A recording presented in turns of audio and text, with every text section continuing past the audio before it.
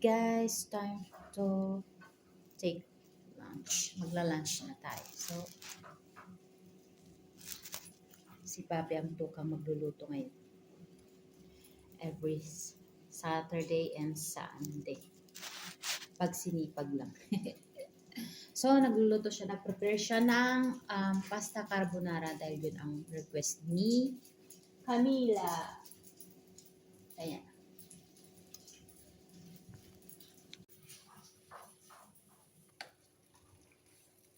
So, ayan, malapit na maluto.